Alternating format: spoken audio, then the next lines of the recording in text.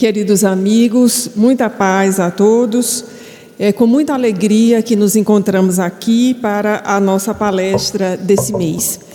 E gostaríamos inicialmente de saudar aqueles que também nos ouvem pela internet, aqueles que posteriormente poderão vir a ouvir esta palestra num outro momento, através das nossas mídias, que seja esse momento presencial ou um momento posterior, que as vibrações de paz dos bons espíritos desta casa nos envolvam. Queríamos inicialmente dizer da nossa alegria nesse dia, em função de vários acontecimentos que envolvem o mês de abril e que são para todos nós espíritas muito significativos e que nos levaram exatamente a pensar nesse tema para esta noite: ser espírita, ser comprometido. No dia 18 de abril, nós comemoramos os 161 anos da primeira publicação de O Livro dos Espíritos, que é para todos nós um marco do retorno da mensagem de Jesus nessa versão do codificador e do consolador prometido. E no mês de abril nós comemoramos ainda os 154 anos de publicação de O Evangelho segundo o Espiritismo. Então essa obra que é para nós a mais importante do ponto de vista afetivo na nossa relação com o Espiritismo, o Evangelho segundo o Espiritismo, nos levou a fazer algumas reflexões esse mês. Afora isso, tínhamos conjuntamente com a nossa amiga Suênia uma atividade em outra cidade que envolvia precisamente esse tema: ser espírita, ser comprometido. E na tarde de hoje, quando nós renovamos a nossa vinculação com o conselho diretivo desta instituição, esse tema nos pareceu sumamente importante para as nossas reflexões. E gostaríamos então de começar situando uma leitura feita recentemente que nos permitiu ter um visionamento, digamos assim, da nossa responsabilidade e daquilo que cabe a todos nós, os espíritas, ou aqueles que estamos chegando à casa espírita para verificar que a nossa vinda a uma instituição, o nosso encontro com essa literatura não é algo fortuito. No livro chamado Palavras aos Espíritas, que é, na verdade, uma coletânea organizada por Álvaro Crispino, de um conjunto de mensagens publicadas pela Federação Espírita Brasileira, ora na revista Reformador, ora em outros livros como Ceareiros de Volta, mas que são todas mensagens relativas à unificação e ao movimento espírita, nós encontramos um texto extremamente interessante que nos chamou muita atenção, intitulado Espíritas pela Segunda Vez. E é um texto assinado por Carlos Lomba. E embora nós tivéssemos um conhecimento desse nome, não conseguimos inicialmente lembrar dessa biografia. E fomos rever obras sobre a biografia dos grandes espíritas e nos deparamos com uma informação muito importante. Carlos Lomba, o espírito que assinou essa mensagem, intitulada, vejamos bem, Espíritas pela Segunda Vez, que foi uma mensagem psicografada pelo médium Valdo Vieira no ano de 1968, havia esse espírito, Carlos Lomba, desencarnado em 1958. E havia sido um grande trabalhador da atividade espírita, nascido em Minas Gerais no final do século XIX, na última década, e havia atravessado toda a primeira metade do século XX, tendo desencarnado em 58. Em 68, portanto, 10 anos depois, e já lúcido, bastante lúcido no mundo espiritual, ele tem a oportunidade de, através de Valdo Vieira, ditar essa mensagem aos espíritas, que foi posteriormente publicada pela primeira vez no livro Ceareiros de Volta. E aí a gente já faz uma compreensão desse livro. São mensagens de espíritas que já desencarnaram e estavam então se referindo a nós, os espíritas. Portanto, naquilo que nos diz respeito especificamente à mensagem que nos chamou a atenção, e não é demais repetir, espíritas pela segunda vez, em 1968, Carlos Lomba fez uma afirmativa muito interessante. Ele disse que àquela altura já estava reencarnada na Terra a 5ª geração de espíritas. Então nós não precisamos fazer um esforço muito grande para um cálculo simples. Se o Livro dos Espíritos foi publicado em 1857 e essa mensagem é de 1968, nós estávamos aí com 101 anos e a 5ª geração de espíritas. Para facilitar a nossa matemática, sempre muito rudimentar, vamos fazer a conta redonda. 100 dividido por 5. E nós temos o cálculo que resulta em 20. Exatamente o critério de 20 anos utilizado pelo IBGE para marcar uma geração do ponto de vista técnico. Então, Carlos Lomba já nos advertia que a 5ª geração de espíritas estava reencarnada no Brasil. Então, vejamos que o mundo espiritual já havia preparado 5 levas de espíritos vinculados a esse compromisso. Mas o mais curioso e o mais importante não é exatamente o dado de 5ª geração, mas é aquele que dá título à mensagem. Espíritas pela segunda vez. E aí, se nós fizermos um cálculo bem simples, num espaço de 100 anos, é possível sim que nós já tenhamos vindo à Terra 2 vezes. Imaginemos uma reencarnação que se projetou aí no alvorecer da vinda do Consolador Prometido, no final do século XIX, ali na década de 1850, um pouco mais para frente. E essa reencarnação tenha durado 70 anos. E vamos aproveitar aquela informação de André Luiz que diz que o intervalo mínimo entre uma reencarnação e outra para surtir os efeitos de aprendizado no mundo espiritual requer por volta de 20 anos no mundo espiritual. Então já era possível em 100 anos, 70, 20 no mundo espiritual, estar reencarnado em 68 com 10 anos. Então já havia espíritas àquela altura nascendo pela segunda vez. Então aquela sensação de que nós estamos conhecendo o espiritismo não é exatamente bem verdade para a maioria de nós. Ainda mais se nós pensarmos que no mundo espiritual as ações não se fazem ao improviso. Elas já saem com o selo de confiabilidade, de qualidade, de validade, de segurança das leis divinas. Então, as ações são projetadas com muita perfeição.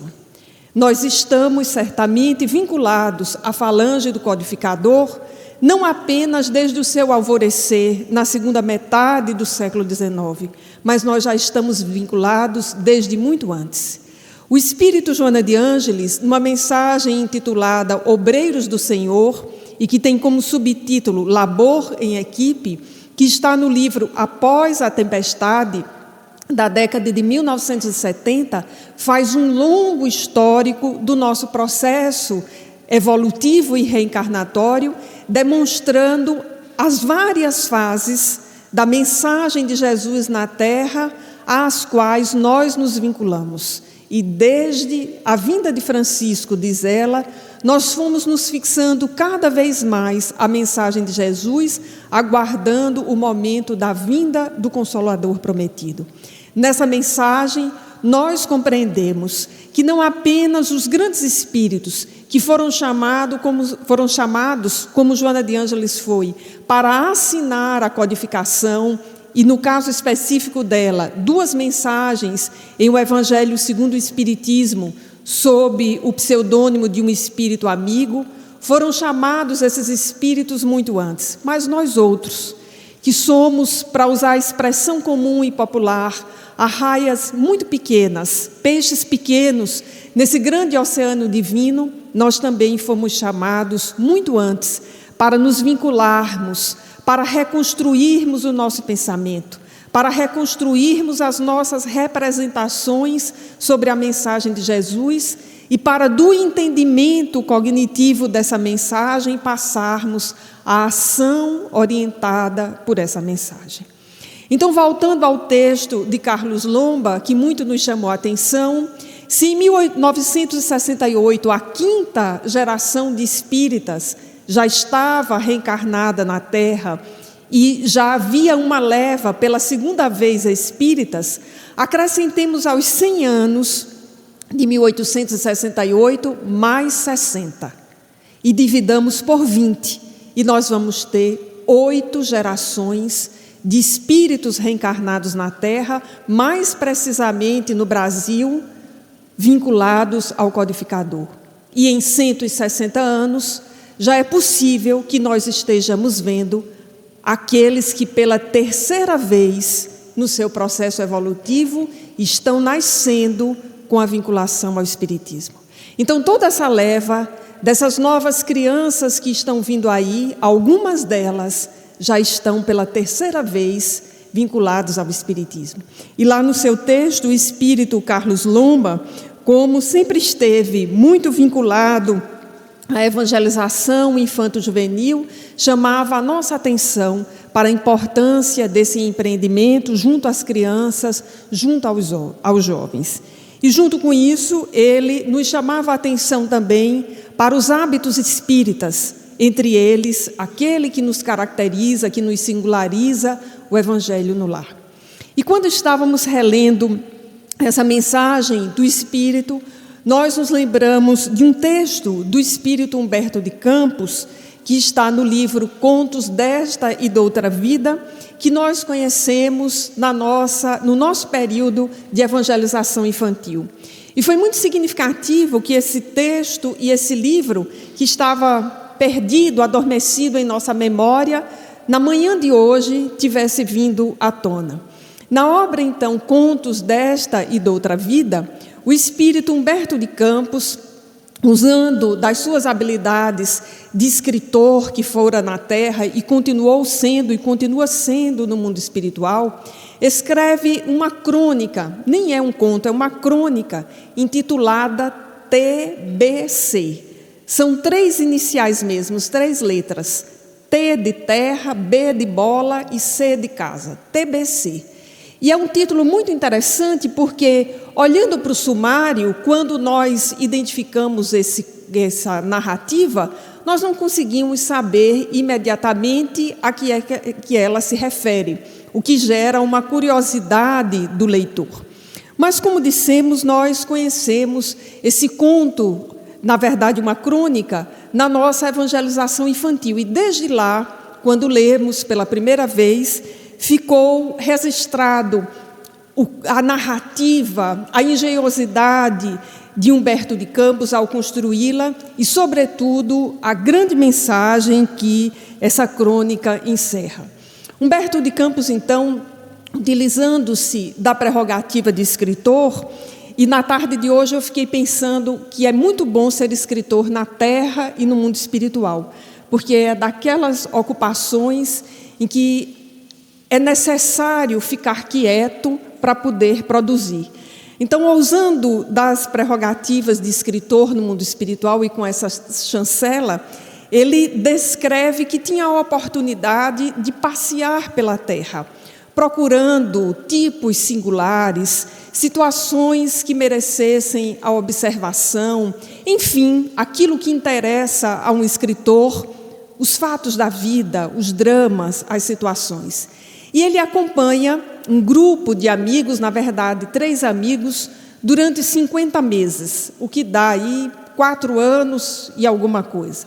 E acompanha esses amigos muito entusiasmados, porque eles se reuniam periodicamente, discutiam as questões sociais, o que aparecia na imprensa naquele momento. E aí cabe dizer que Contos desta e d'Outra Vida é um livro publicado em 1964, pela psicografia de Chico Xavier. Então, já naquela época, Irmão X observava, que é Humberto de Campos, essas situações e naquele grupo de 3 amigos chamava atenção as conversas semanais em que os temas da imprensa, as grandes questões da sociedade, vinham à tona naquelas conversas sempre muito animadas. Mas não apenas isso. Eram 3 amigos que discorriam de forma animada, entusiasmada, sobre as lições do Evangelho. Conheciam muitas das narrativas de o Novo Testamento. E conheciam também a literatura espírita, discorriam sobre questões relacionadas à mediunidade, experiências próprias e de familiares. E enquanto Humberto de Campos acompanhava aqueles amigos e fazia outras atividades, ele se deu conta de que já havia passado esse tempo, 50 meses. Então ele buscou a um outro amigo que intermediava as suas relações com o mundo espiritual superior para um auxílio àquele grupo de 3 amigos, porque pareciam tão interessados, demonstravam tanto conteúdo, tanto interesse pelas matérias do Evangelho e pelas questões do cotidiano à luz do Evangelho, que Humberto de Campos resolvia rogar àquele seu amigo uma intercessão para aquele grupo. E o amigo disse que não era bem uma situação que ele poderia resolver, mas que levaria ao seu superior para verificar o que era feito. Não demorou muito e a resposta veio. O superior de um amigo espiritual, que era alguém, um espírito já experimentado, muito além de Humberto de Campos, trazia a resposta de que o seu superior, por nome de Lismundo, viria atender aquela solicitação. E Humberto de Campos narra do seu contentamento de verificar aqueles 3 que seriam atendidos, seriam auxiliados. E aí, a forma de melhor auxílio para aqueles 3 seria uma conversa com esse amigo espiritual superior, por nome de Lismundo. E foi providenciado, então, que durante o sono, desdobramento parcial, o espírito, deixando o corpo, poderia ter, então, essa conversa. E os 3 foram levados ao mundo espiritual para essa conversação. O que para nós já parece ser um grande prêmio, ser levado para conversar com o espírito superior. E Humberto de Campos narra, então, aquele encontro no mundo espiritual. Aqueles 3 passaram a ouvir as exortações daquele espírito. E as exortações a respeito da vida na terra, da mensagem de Jesus e da importância dessa mensagem ser levada ao maior número possível de pessoas. As ações que precisavam ser feitas, os empreendimentos que precisavam ser tocados, as casas que estavam abertas, necessitadas de trabalhadores, as múltiplas frentes em que eles poderiam se engajar. E aqueles 3 que guardavam certa lucidez espiritual para aquele instante, começaram então a apresentar as suas dificuldades. Um deles apresentou as dificuldades com a família. O outro fez uma listagem das suas grandes responsabilidades no mundo do trabalho. E um terceiro apresentou a sua lista de dificuldades no campo pessoal, das doenças, enfim, das impossibilidades que os 3 tinham de se vincularem de forma mais efetiva ao trabalho espírita, não obstante guardassem pelo espiritismo profunda admiração e tivessem um conhecimento relativamente largo sobre a mensagem de Jesus. O espírito superior, diz Humberto de Campos, voltou ainda à argumentação e insistiu, mas aqueles 3 apresentaram as suas dificuldades. A reunião se encerra no mundo espiritual, eles voltam ao corpo, o espírito, o amigo se despede, agradece o ensejo, inclusive de ter sido chamado, de poder ajudar.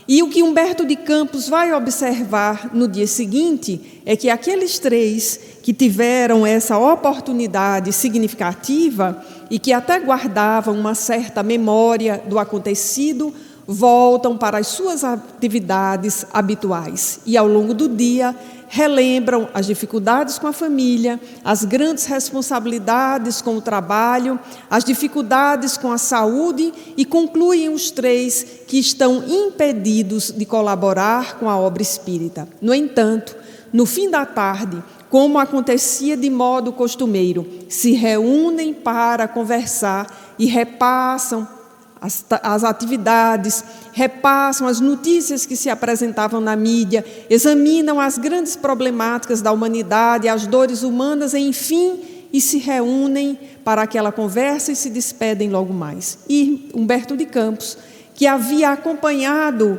durante 50 meses aquela conversa, volta para observar naquele dia, desta vez acompanhado pelo seu amigo, aquele mesmo que havia intermediado como espírito superior aquela exortação e aquela lembrança dos compromissos assumidos na espiritualidade. E Humberto de Campos narra, numa expressão muito bonita, que eu acho que os nordestinos entendem bem, a sua agonia, porque ele estava, na verdade, ali envergonhado. Ele tinha feito um esforço de intermediação para aqueles espíritos. E o seu amigo então diz: não se preocupem, esses fazem parte da turma TBC. E Humberto então pergunta: e o que significa TBC? Uma turma muito conhecida, a turma da boa conversa. Então a turma TBC é essa turma que fala muito e age pouco. Essa turma que tem um discurso muito fluido, né? Muito escorreito, muitas vezes articulado, capaz de ocupar grandes espaços, muitas horas, mas não produzir fruto algum, não demonstrar engajamento algum. Então, essa crônica do espírito Humberto de Campos, apesar de muito simples e de muito singela, ela nos faz pensar sobre a nossa vinculação com o espiritismo. E como disse, desde a infância, essa narrativa me chamou a atenção por esse título muito sugestivo, TBC, e pelo que ele significa, Turma da Boa Conversa.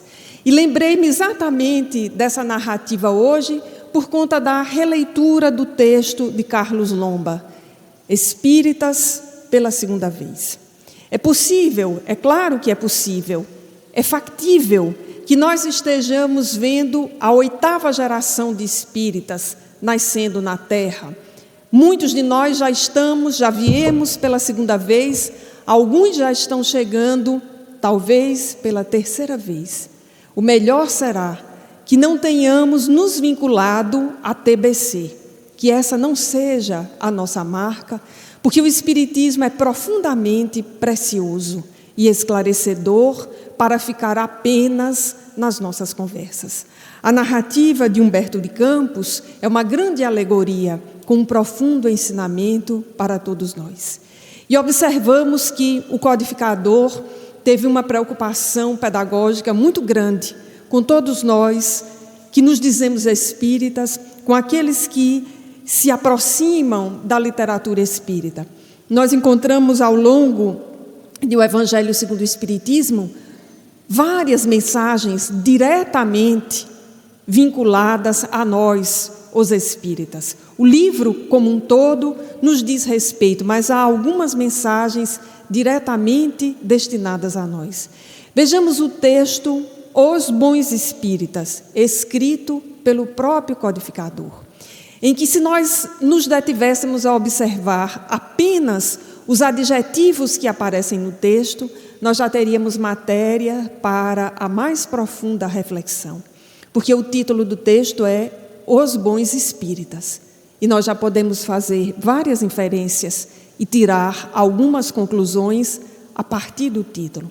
Na sequência do texto, o codificador vai fazendo algumas comparações e vai então lembrar ou descrever aqueles que são os espíritas imperfeitos, que são aqueles muito similares à turma da TBC, que se encanta com o arcabouço filosófico, científico, consolador, evangélico do Espiritismo, mas não conseguem ainda sair do processo de encantamento. E nós entendemos o quão difícil é sair, porque sair do processo de encantamento é nos comprometermos, é nos implicarmos.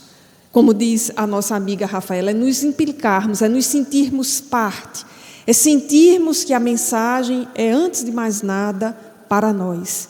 E dizendo isso, meus amigos, essa palestra com certeza não é para nenhum de vocês. Ela é para mim e para a minha amiga Suênia, com certeza, que começamos a fazer essas reflexões.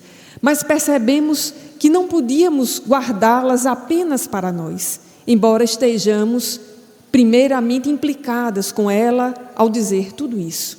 Então Kardec vai nos chamar a atenção, os espíritas imperfeitos, aqueles que se encantam, mas ainda não conseguem sair dessa etapa de encantamento. E dizíamos que entendemos isso porque ao longo de muitas existências nós fizemos isso. Nós fizemos isso com a mensagem de Jesus, nós nos encantamos. Atualmente eu estou numa releitura da obra há 2000 anos e observando a construção do personagem Públio Lentulus do ponto de vista dramatúrgico, o nobre mentor Emmanuel nos leva a perceber isso. O senador Públio Lentulus encantou-se com a mensagem de Jesus. Ele esteve com o mestre que curou a sua filha, mas ele foi, num primeiro momento daquela existência, um cristão imperfeito, como nós fomos em muitas outras existências e continuamos sendo. A nossa diferença para o senador Públio Lentulus, que é o nobre espírito Emmanuel, foi a coragem que ele teve na sequência, na mesma existência, de sair da imperfeição para a transformação moral. E Allan Kardec vai concluir o texto Os Bons Espíritas dizendo o seguinte: reconhece-se o verdadeiro espírita pela sua transformação moral e pelo esforço que faz de domar as más inclinações. Então, pegando só os adjetivos, o texto começa com os bons espíritas, descreve os espíritas imperfeitos e define o verdadeiro espírita, aquele que empreende a sua transformação moral. Uma palavra extremamente adequada para o século XIX, final do século XIX, para uma obra de cunho filosófico, como o Evangelho segundo o Espiritismo, e de cunho consolador. E nós estamos, ao longo desses 161 anos, atualizando para as gerações sucessivas de espíritas com necessidades intelectuais e emocionais diferentes e diversas, o que significa o verdadeiro espírita, o que significa transformação moral. E já dissemos em outras palestras, e não nos cansamos de repetir, o espírito Emmanuel faz algo extraordinário ao longo de toda a sua obra, psicografada por Chico Xavier, ao chamar transformação moral de reforma íntima, em talvez 90% das situações, arriscando aqui uma estatística. O que era fácil de se compreender naquele momento, pelas razões sociais, culturais, em que estávamos envolvidos naquele momento, em que nós tínhamos ainda as oficinas que consertavam móveis, eletrodomésticos, era um outro momento. Então, reformar, consertar, era uma ação muito própria do cotidiano. E o Espírito Emmanuel, sem perder tempo, chama a transformação moral de reforma íntima.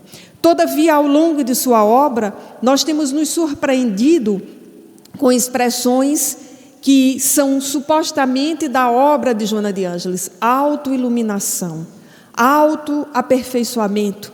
E em vários dos livros de Emmanuel, muito anteriores à obra de Joana de Ângeles, essas expressões aparecem e temos o cuidado, nas nossas leituras, de anotar um A com uma etiqueta grande, nos lembrando o quanto esse verbete, que é para, talvez, essas gerações mais recentes, já aparecia na obra do Espírito Emmanuel. Transformação moral, reforma íntima, autodescobrimento. Esse processo dificílimo de autovisionamento e de enfrentamento de quem nós somos para sermos quem nós desejamos ser, um verdadeiro cristão, um verdadeiro espírita.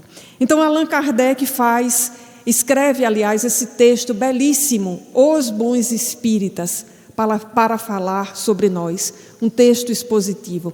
Da mesma forma que ele escreve uma crônica, que é talvez o mais bonito texto do Evangelho segundo o Espiritismo, para mim o mais bonito texto do Evangelho segundo o Espiritismo, chamado Infortúnios Ocultos, em que Allan Kardec reconta a história da Condessa Paula, cuja biografia nós vamos ter notícias indiciárias na obra O Céu e o Inferno. Mas Allan Kardec, que conhecia a sua biografia e seus familiares, escreve uma crônica em homenagem à Condessa Paula, e lá ele traça e exemplifica, como um literato, numa crônica extraordinária, o perfil do verdadeiro espírita.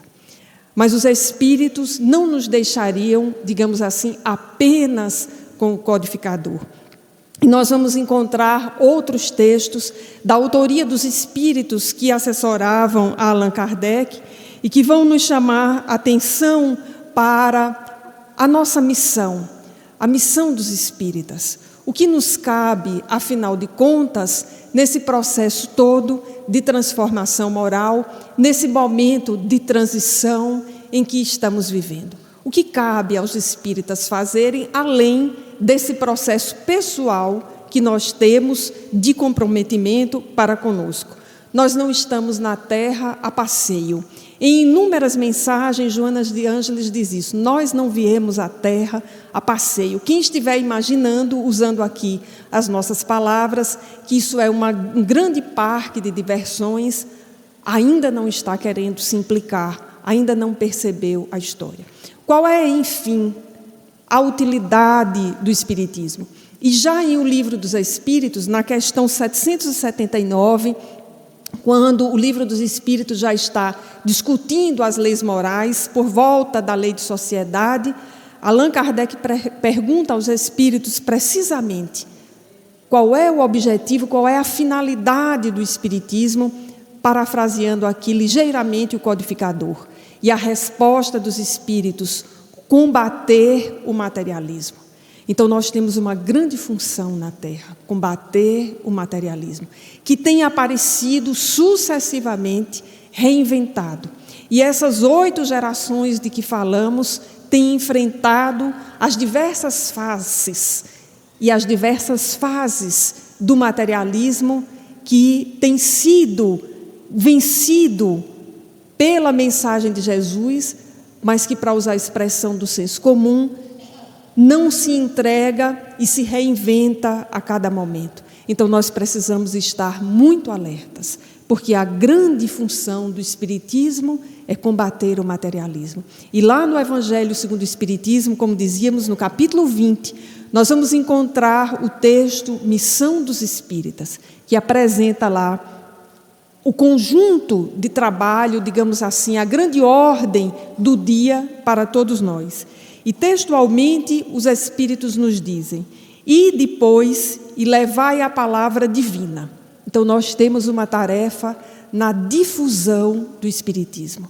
E fazendo uma pausa aqui, nos lembramos do projeto 1868, escrito por Allan Kardec em Obras Póstumas, que também está fazendo o aniversário em data redonda neste ano, 150 anos, em que Allan Kardec diz lá que das grandes tarefas do Espiritismo cumpria levá-lo à publicidade, levá-lo ao conhecimento do público.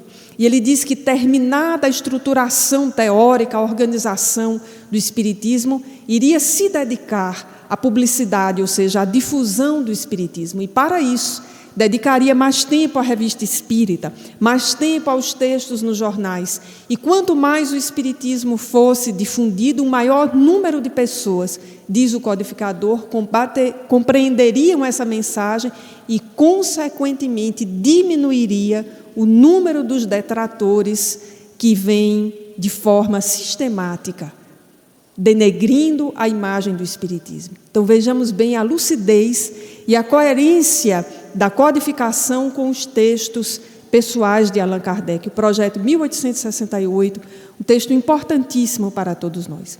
Voltando então ao Evangelho segundo o Espiritismo, no texto que anunciamos, Missão dos Espíritas, a ordem do dia, e depois e levai a palavra divina. E aí na sequência começa um histórico, aos grandes que a desprezarão.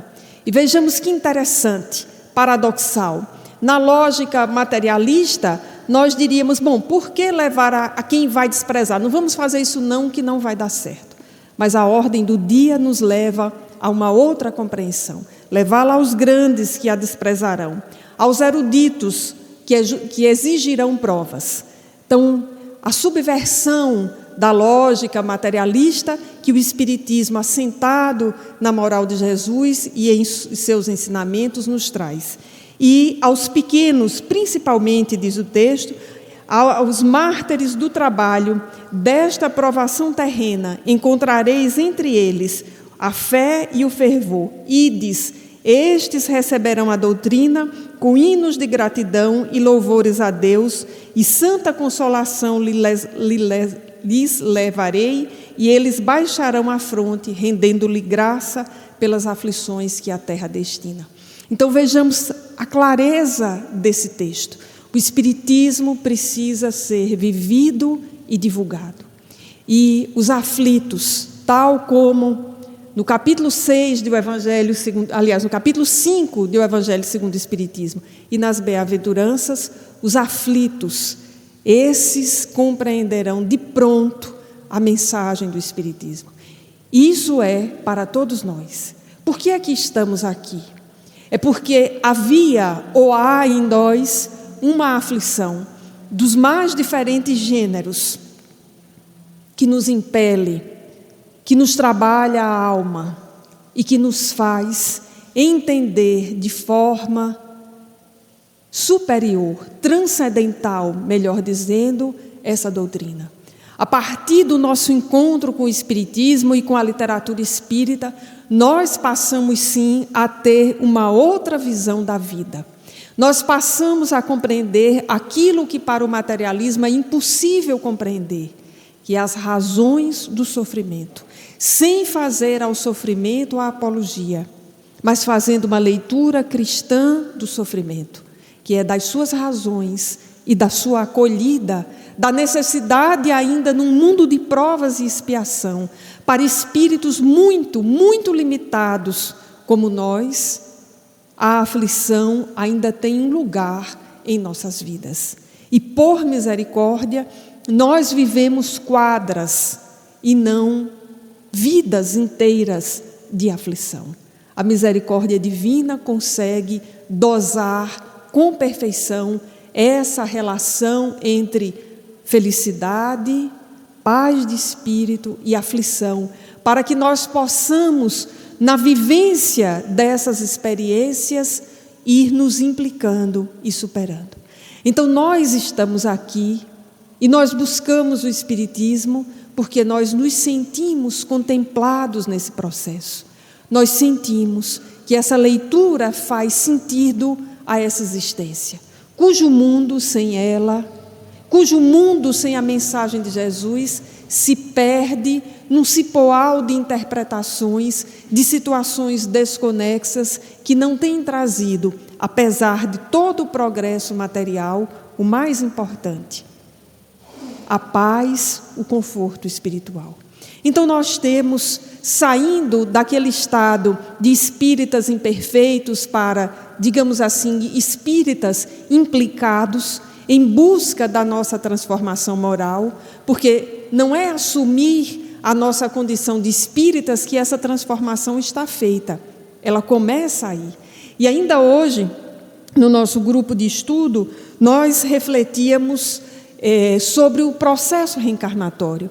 A partir do momento que nós nos sentimos implicados, em que nos autodesafiamos a de fato vivermos a mensagem do cristianismo, tentando passar da compreensão cognitiva para a reflexão nas nossas atitudes, a partir daí é que nós começamos a pensar e a programar as nossas reencarnações. Até agora, foram reencarnações programadas pelos espíritos superiores que tutelam as nossas vidas.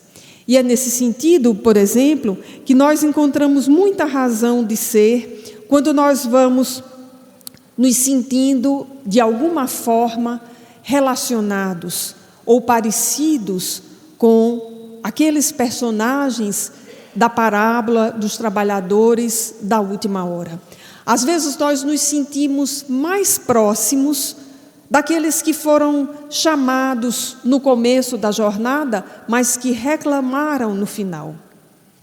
Nós nos sentimos mais próximos deles. É um modelo que tem mais a ver com as nossas estratégias antigas.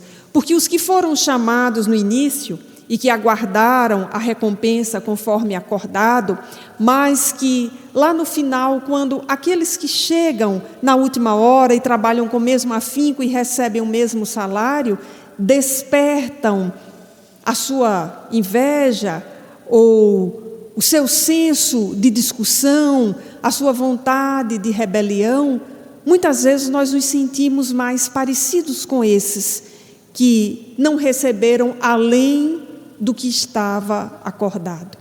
Difícil é nós nos colocarmos na posição dos últimos, que é uma posição psicológica perante a vida completamente diferente. Porque os que foram chamados na última hora, eles guardaram 2 sentimentos que só muito recentemente nós conseguimos refletir sobre eles e como eles são verso e reverso das nossas atitudes.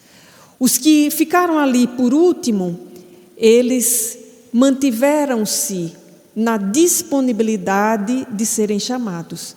Eles não foram chamados antes na parábola, porque não estavam lá, porque alguns foram chamados, mas na 11ª hora eles tinham disponibilidade e por isso foram chamados. Porém, junto com a disponibilidade, eles tinham também a disposição para o trabalho. Porque disponibilidade para uma tarefa não é sinônimo de disposição. Na nossa indolência, se nós estivermos lá na 11ª hora do trabalho, talvez nós tenhamos disposição. Mas brasileiros como somos, doidos por um feriado e um imprensado, vai faltar disposição. Porque vai dizer assim, não, terça-feira é feriado, eu vou segunda para quê? Né? Funcionário público, então, alguns já não foram sexta. Né? Sexta-feira, sendo funcionária pública, eu tenho um extremo orgulho no bom sentido de ser funcionária pública, porque surgem as situações mais interessantes para a reflexão. Sexta-feira, às 4h30 eu soube que os funcionários da minha unidade, não exatamente os professores, porque também somos funcionários, mas os funcionários técnicos estavam liberados do expediente de segunda-feira desde quinta ao meio-dia. Eu não consegui entender a ordem do tempo. Quinta ao meio-dia, eles já sabiam que estavam liberados do expediente de segunda. E eu soube sexta-feira, 4h30. E eu perguntei, mas como assim? Segunda, dia útil. Mas, enfim, é a relação entre disponibilidade e disposição. E desde sexta-feira que eu penso nessas duas palavras e na parábola dos trabalhadores da última hora. Os que estavam na 11ª hora tinham disponibilidade e tinham disposição. E por isso eles trabalharam tanto quanto, ou produziram, melhor dizendo, conforme o texto, tanto quanto os que chegaram na 1ª hora, porque eles tinham disposição para isso. E quando essa parábola dos trabalhadores da última hora, que dá título ao capítulo 20 do Evangelho segundo o Espiritismo, no qual o codificador não escreve nenhum texto de sua autoria, mas insere os obreiros do Senhor e missão dos espíritas, esses trabalhadores da última hora, da penúltima hora, eles são o nosso grande arquétipo luminoso, com o qual nós devemos procurar nos identificar. Por essa relação singular, estavam disponíveis, mas também dispostos. Porque eles não estão para a TBC, a turma da boa conversa, mas eles estavam esperando o chamamento. o despertamento e foram ao trabalho. Então é esse arquétipo luminoso, daquele que tudo parecia adverso, se nós pegarmos a leitura do dia, das horas que se repetiram. Tudo parecia adverso, mas o dia, a jornada de trabalho, ainda não havia sido encerrada e, portanto, eles se conservavam esperando que fossem chamados. E foram chamados para o trabalho.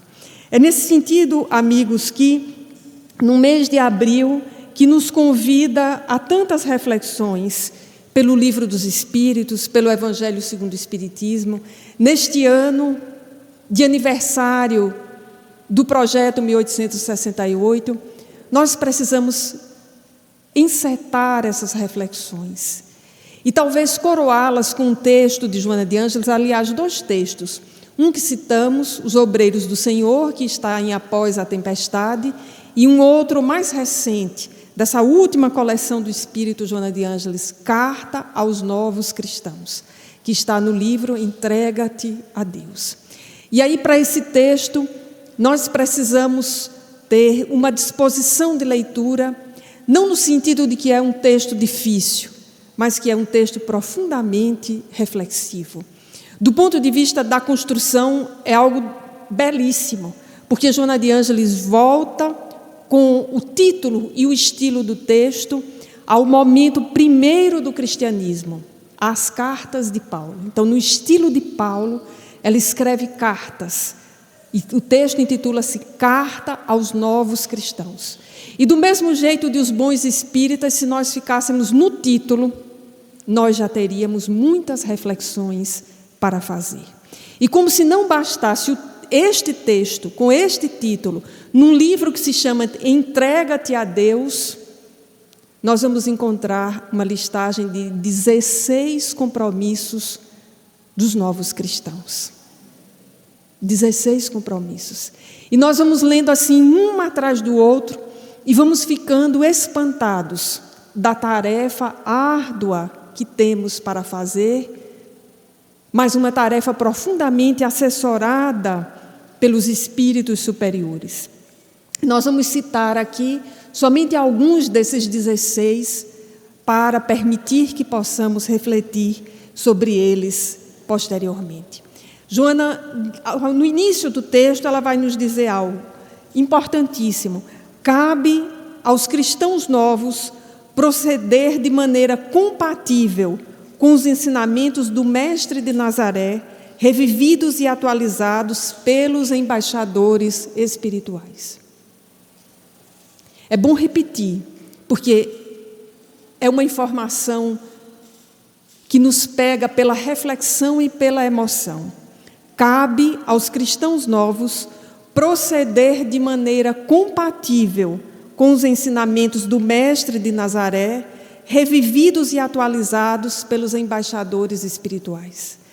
Então, como se nós estivéssemos num checklist da nossa existência, esse primeiro compromisso, esse é o primeiro dos 16, nos permite pensar em que ponto está a nossa sintonia, o ponteiro da nossa sintonia, para onde está apontando. Nós estamos procedendo de maneira compatível com os ensinamentos do Mestre, ou ainda não? Ou ainda estamos naquela mesma posição de Públio Lentulus 2000 anos atrás, admirando profundamente, mas num primeiro momento, sem conseguir passar da admiração, ou como os espíritas imperfeitos, descritos por Allan Kardec, ou como os personagens da turma da Boa Conversa. Proceder na nossa vida, conforme os ensinamentos do Mestre, revividos pelos embaixadores espirituais. É um bom termômetro para todos nós, para cada um de nós, silenciosamente,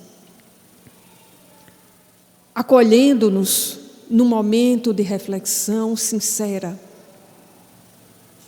durante um momento de preces, ou durante uma semana inteira, ou essa sentença para refletir durante um mês inteiro, ou como projeto de reflexão desse ano, a maneira de proceder. E aí há um outro compromisso, aliás, 2 outros que vamos destacar, que tocaram muito a nossa alma nos últimos tempos. O seguinte cabe aos cristãos novos reconstruir a cultura dentro de padrões morais saudáveis. E desde que relemos esse texto na semana passada, essa sentença ficou na nossa mente, na minha particularmente, para assumir aqui a reflexão que eu fiz. E, às vezes, o quanto é saudável nos desafiarmos a isso. E durante mais de uma semana, essa sentença ia e voltava na minha mente. E eu estava assim, dirigindo, dando aula, ocupada, em casa, reconstruir a cultura dentro de padrões morais saudáveis. Até que uma hora, justificando a minha dificuldade de refletir, eu respondi para mim mesma, mas quem sou eu para reconstruir a cultura dentro de padrões morais saudáveis? Isso é coisa para os grandes artistas, né? Para os articuladores culturais, os promotores culturais. Isso não é para mim. Me consolando, né? E dizendo para a minha consciência assim, fique calada, porque você está me incomodando.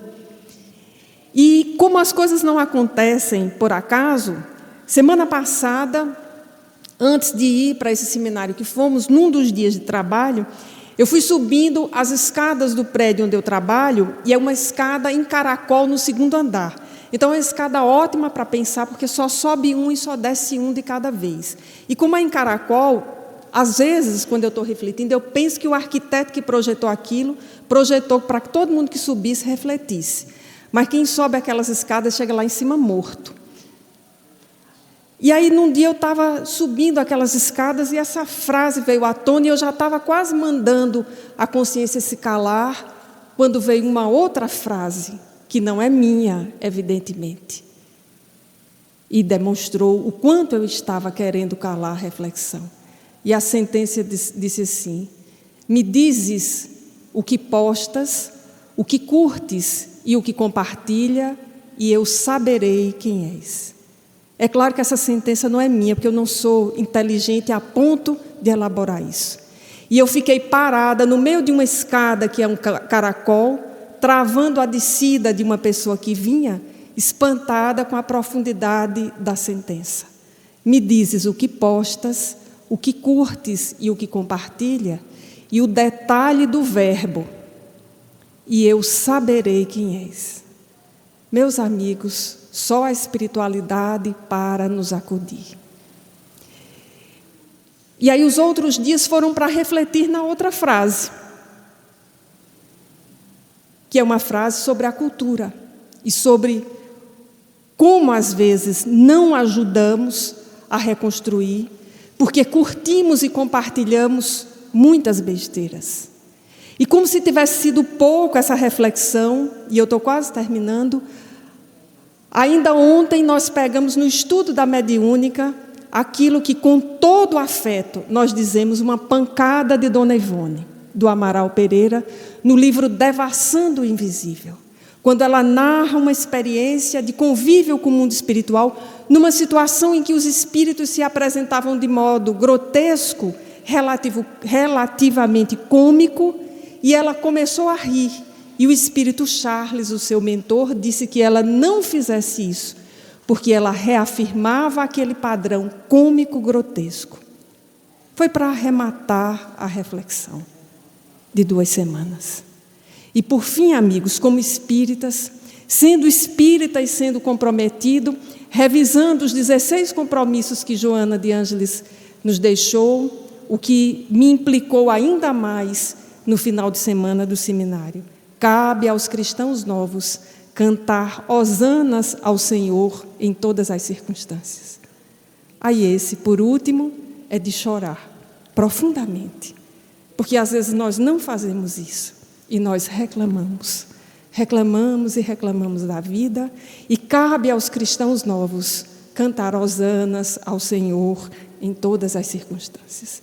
Então, por fim, amigos, de fato, terminando, nós chamamos a todos os espíritas, os simpatizantes, os que estão chegando a esta casa pela primeira vez, os que nos ouvem pela internet agora, os que nos ouvirão possivelmente depois, para voltarmos ao Evangelho segundo o Espiritismo e relermos os bons espíritas, missão dos espíritas e obreiros do Senhor. Muita paz a todos.